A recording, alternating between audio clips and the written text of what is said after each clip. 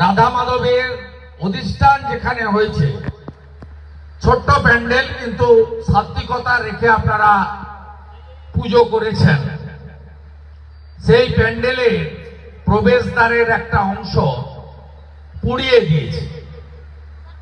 কে করেছে সিসিটিভি এখানে ছিল না, বলা যাবে না, ধরাও যাবে না। কিন্তু একটা কথা আমি বলতে পারি, কোন সনাতনী হিন্দু এ কাজ করে থাকতে পারেন না। বাকিটা খোঁজার দায়িত্ব পুলিশের। যারা প্রকৃত সনাতনী, যারা মহাকুম্ভকে মৃত্যু কুম্ভ বলেন না, অমৃত কুম্ভ বলেন, যারা অযোধ্যার রাম মন্দির নির্মাণের দিন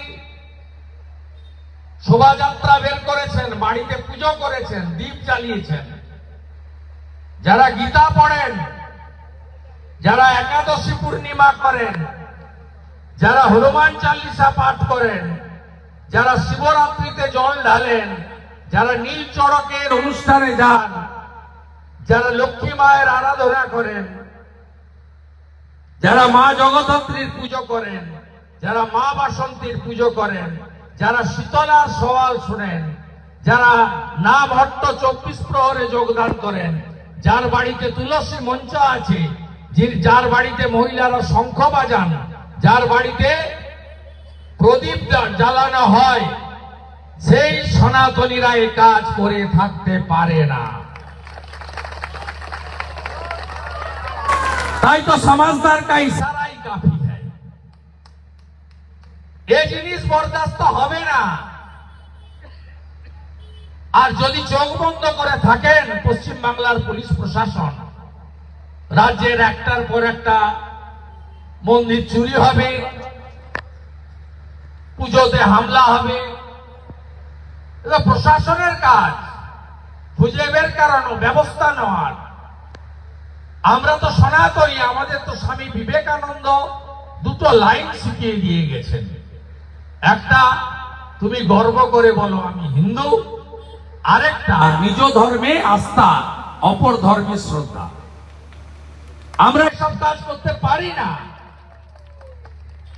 তাই প্রশাসন পুলিশের যদি ভোট ব্যাংকের রাজনীতির কথা ভেবে এই সমস্ত দুষ্কৃতকারী সনাতন বিরোধী জিহাদিদের আড়াল করেন, বেশি দিন কিন্তু এই জিনিস চলতে পারে না। পৃথিবীটা গোল, এটা মাথায় রাখতে হবে।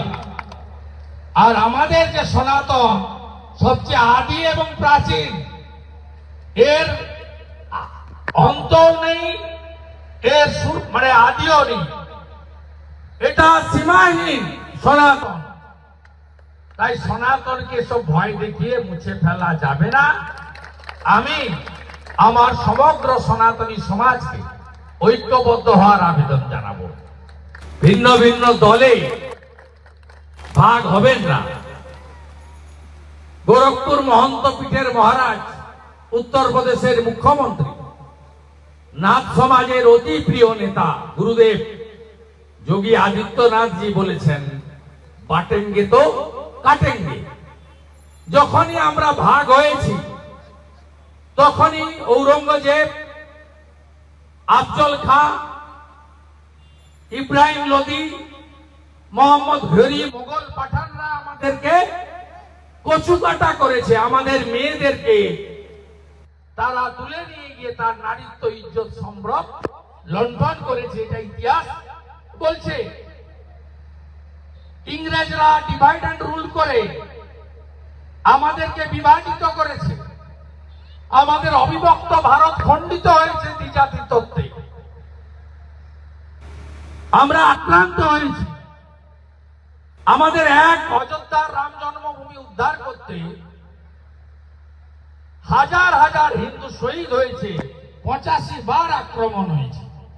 সোমনাথের মন্দির বলুন, চারিদিকে একইভাবে আমাদের হিন্দু সমাজ সনাতনীরা বারে বারে আক্রান্ত হয়েছে, তা আমরা ঘুরে দাঁড়িয়েছি। তাই যোগীজি বলেছেন, জাতপাত রাজনৈতিক ভিন্নতা নিয়ে যদি ভাগাভাগি হবেন, তাহলে আপনার অস্তিত্ব সংকট হবে। দেশের প্রধানমন্ত্রী বলেছেন এক রহেগা তো সেফ রহেগা, অর্থাৎ আপনি যদি ঐক্যবদ্ধ থাকেন তাহলে আপনি সুরক্ষিত থাকবেন। আপনার বাড়ির মহিলা বাচ্চাটিকে মেয়েটিকে তুলে নিয়ে যেতে পারবে না। ল্যান্ড জিহাদ, লাভ জিহাদ, ভোট জিহাদ, রেল জিহাদ, এসব জিনিস বন্ধ হবে যদি আপনি এক এবং ঐক্যবদ্ধ হতে পারেন।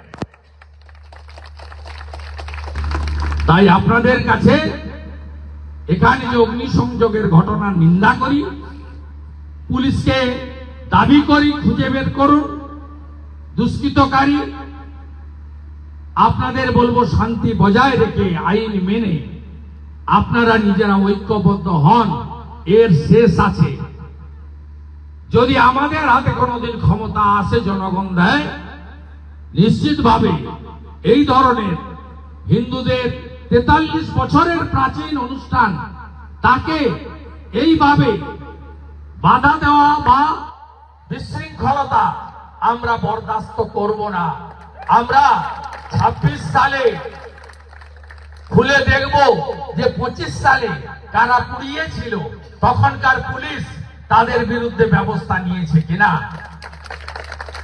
84 সালের শিখ দাঙ্গা যদি এতদিন পরে যারা হত্যাকারী বর্বর তাদের সাজা দেওয়া যেতে পারে, 96 সালে ভাগলপুরের ঘটনার যদি 15 বছর বিচার হতে পারে, এত সংগ্রামের পরে অযোধ্যায় রক্তপাতহীন ভাবে 492 বছর পরে অযোধ্যার রাম মন্দির তৈরি হতে পারে, এই ঘটনারও বিচার একদিন না একদিন হবে।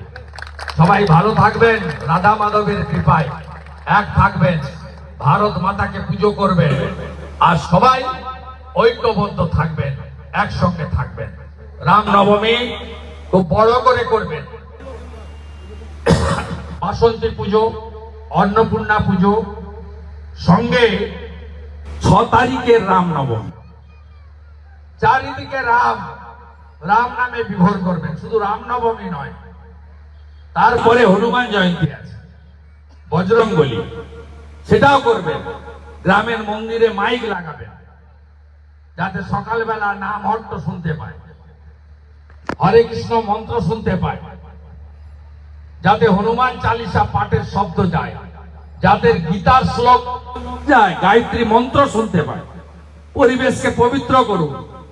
আর যত পুরনো ধর্মস্থান আছে সেই ধর্মস্থানগুলোকে সংস্কার করুন সবাই মিলে।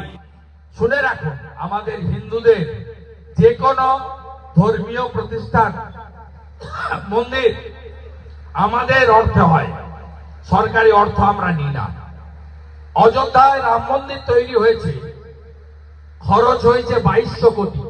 গোটা পৃথিবীর হিন্দুরা কত দিয়েছে শুনবেন? আপনারও 10 টাকা আছে। 3500 কোটি টাকা আমরা হিন্দুরা তুলে দিয়েছি। তাই হিন্দুদের মন্দির সরকারি টাকায় হয় না। তাই পশ্চিমবঙ্গ সরকার দীঘাতে যে জগন্নাথ দেবের নাম করে একটা কিছু বানাচ্ছে, তার নথিতে নাম হচ্ছে শ্রী শ্রী জগন্নাথ ধাম কালচারাল সেন্টার, অর্থাৎ শ্রী জগন্নাথ ধাম সাংস্কৃতিক কেন্দ্র। তাই মন্দির লেখা যাচ্ছে না, মুখে চালাচ্ছে, কাগজে লেখা আছে শ্রী শ্রী জগন্নাথ ধাম কালচারাল সেন্টার। এটাই তফাৎ। তাই যত হিন্দুদের পুরনো শিব মন্দির আছে, মা শীতলার মন্দির আছে, যত তুলসী মঞ্চ নামহট্ট আছে, সব জায়গায় সুন্দর করে সাজিয়ে তুলুন পরিবেশটা। ভারতীয় সংস্কৃতি, সনাতন সংস্কৃতিকে জাগ্রত করার কাজ করুন। কুম্ভ কে কে গেছিলেন এই গ্রাম থেকে? আমিও গেছি, গ্রামের বাইরে। বাকিরা জল নিয়ে এসছেন, মাথায় ছড়িয়ে দিয়েছেন, সবার স্নান হয়ে গেছে। আমিও এখানে এক্ষুনি গঙ্গা জল ছড়ালাম।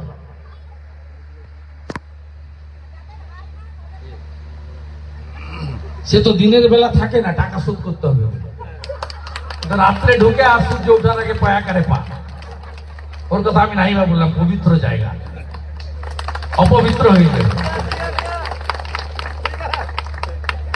তো সুশান্ত মাইতি জিতে বুঝিয়ে দিয়েছে এখানকার লোক কি চায়।